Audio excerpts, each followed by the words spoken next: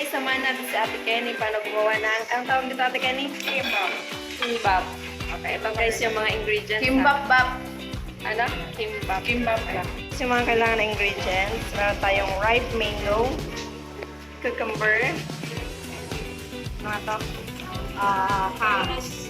ito, Ito yung sauce na gagawin Toyo. ko. Toyo, suka, tsaka honey.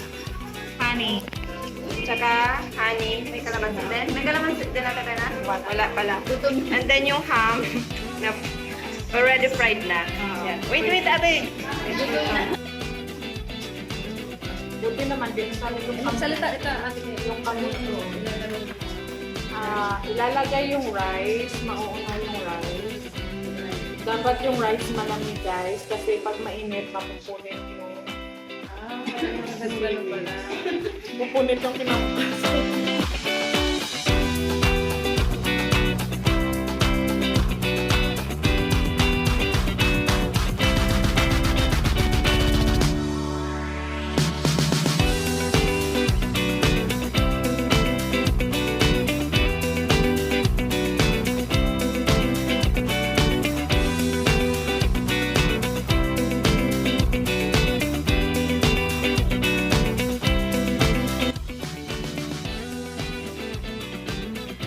Tempo. Dahan-dahan. Hindi lang. Roll. Roll into the tea. Tapos katakan. Meron ka nasa dyan. Diba?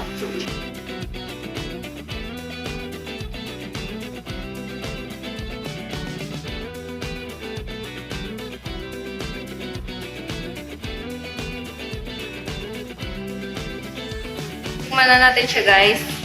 Ano yung sausawan? Ito yung sausawan natin. Toyo, suka, at saka honey. Sasaw-saw lang siya dyan.